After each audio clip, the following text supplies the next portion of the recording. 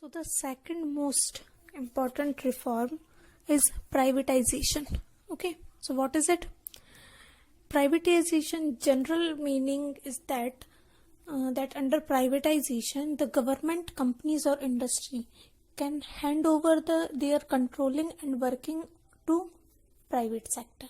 That means the government sector, the public sector companies can be work under the control of the private sector. Okay, so it is called a privatization. So it implies shedding of the ownership or management of the government owned enterprises, and government companies are converted into private companies in two ways. That is by withdraw of the government from ownership and management of the public sector companies, and by outright sale of the public sector companies. Okay, so the main purpose of the sale according to the government was mainly to improve financial discipline and facilitate modernization. That's why the government sector can hand over the companies for the private sector. Okay, there are several central public sector enterprises that can be work and designed by a private sector. Okay, so these type of industries or enterprises can be classified into two ways, that Maharatnas and Navratnas. Okay, so the Maharatnas contain some enterprises or industries like Indian Oil Corporation Limited, Steel Authority of Indian Limited, and Navratnas consist Hindustan Aeronautic Limited, Mahanagar Telephone Nigam Limited. Mini Ratnas consist Bharat Sanchar Nigam Limited, Air Authority of India, and Indian Railway Catering and Tourism Corporation Limited. Okay, so these are the some government industries that can be handed over to private sectors and can be working as a most popular and important base industries of our country. Okay, so under privatization, the government invests that privatization could provide strong impetus of the inflow of FDI. Okay, so this was the privatization source or reform by the economic reform 1991. Okay, so the next one is globalization. Globalization means work with a globe. Okay, so although globalization is generally understood to mean integration of the economy, that our economy can be work not only for under the boundaries of a country but for the international level. Okay, so it is an outcome of the set of various policies that are aimed at transforming the world toward greater interdependence and integration. Okay, so it involves creation of network and activities and transcending economic and social and geographical boundaries. Okay, globalization attempt to establish some link in such a way that the happening in India and can be influenced by the event happening miles away. Okay, that means some foreign countries. So there are some source and there are some features, we can say that factors, okay, that are responsible for the globalization. First one is outsourcing.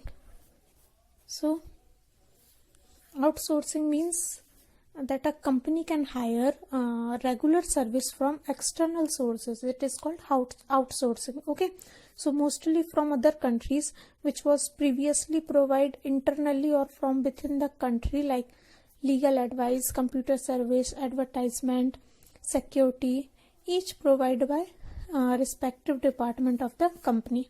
Okay, so as a form of the economic activities, outsourcing has intensified in certain recent time. Okay, so because of the growth of fast mode of communication, particularly the growth of information technology, that is IT. Okay, so in our India, Bangalore is called the IT sector of the country. Okay, So with the help of the modern telecommunication link, including the internet, the text, voice, visual data. Okay, so in respect of these service is distinguished and transmitting the real time over continent and national boundaries. So these are the facilities of outsourcing. That means when we working for our enterprise, if we are working for our enterprise improvement, so we can help some external sources for its advertisement and for its improvement. Okay, so this is called the outsourcing system. So the next thing that helpful for the globalization implementation is World Trade Organization, WTO. Okay, so WTO is founded in 1995 as the successor organization to General Agreement on Trade and Tariff. That means GATT, GATT, GATT. Okay, so WTO is expected to establish a rule-based trading regimes in which nations cannot place arbitrary restriction on trade. Okay, so WTO is also an agreement, we can say that over trade in cost as well as service to facilitate international trade. Okay, that means the bilateral and the multilateral. So this is done through removal of the tariff as well as non-tariff barriers and provide a greater market access to all member of the country. Okay, so after WTO and the outsourcing, both of them are the most common factor for the implementation or for the succession of the globalization. Okay, so now the question is arise, what was the condition of the Indian economy during the Indian economic reform? Okay, so what was the growth and improvement we can achieve? So when the process of the reform has completed, so 3 decades since its introduction. Okay, so in economics, the growth of the economy is measured by the gross domestic product, and the growth of GDP, that means gross domestic product, increased from 9.6% during 1980 to 91 to 8.2% during 2007 to 12. Okay, so during this period, reform period, the growth of the agriculture has declined, while the industrial sector reporting fluctuated the growth of these service and has gone up. Okay, so while the agriculture recorded in the high growth rate during 2013 or 14, so this sector witnessed negative growth in the subsequent year. So some foreign exchange investment, which include foreign direct investment, that means FDI, and foreign institutional investment, that is FII. So both of them has increased from about US $100 millions in 1990-91 to US $30 billions in 2017 and 18. Okay, so just like them, on the other hand, the reform process have been widely criticized for not being able to address some of the basic problems facing our economy, especially in area of employment, agriculture, industry, infrastructure development, and fiscal management. Okay, so our economic condition is also improved on some basis. Okay, so these are like growth and employment. So through GDP, growth rate has been increased in economic reform period. Okay, and scholar point out that the reform lead growth has been not been generated sufficient employment opportunity in the country. And second one is reform in agriculture. Agriculture has been also more and more introduced because of this reform. So some public investment in agriculture sector, especially in infrastructure, which include irrigation, power, road, market, linkage, and research and extension, that means which play a critical role in the green revolution has fallen in this reform period. Okay, so these are the some crises because of at the reform. Okay, so for agriculture, these have adversely affected Indian farmers as they now have to face increased international competition because of the globalization. Reform in industries has also faced some problem, that industrial growth has also recorded as slowdown. Okay, this is because of the decreasing demand of industrial product due to the various reasons such as cheaper import, inadequate investment in its infrastructure, etc. Okay, so the infrastructure facilities including power supply and have remained inadequate due to the lack of investment. So globalization is thus often seen as creating condition of the free movement of the goods and service from foreign countries, and that adversely affect the local industries or employment opportunity in developing countries. Okay, next one is disinvestment.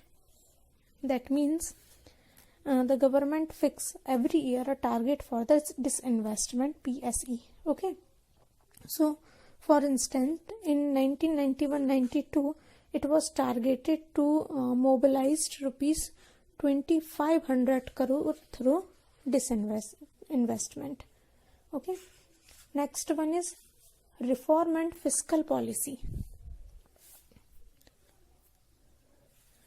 That means economic growth have placed limit on the growth of the public expenditure. Okay, especially for the social sector. So the tax reduction in the reform period aim to yield the large revenue and curb tax evasion, and have not resulted in the increase the tax revenue for the government. So this was a negative impact on the development and welfare of the expenditure. Okay, so for introducing some new event or implementation of some new reform, there are some problems are also arise because of it, because we all know that the each and everything have some disadvantages and advantages too. Okay, so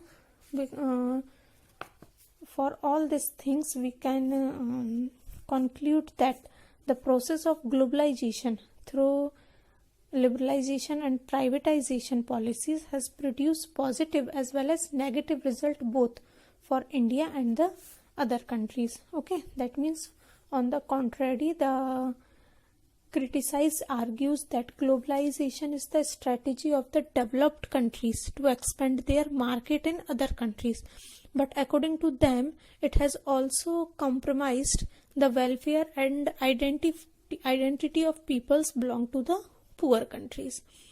And with all this view from the Indian context, some studies have started that the crisis and the erupted in the early 1990 was basically an outcome to the deep-rooted inequalities in Indian society and the economic reform policy that initiate as a response to the crisis by the government with externally advised policy package and further aggregate the inequalities.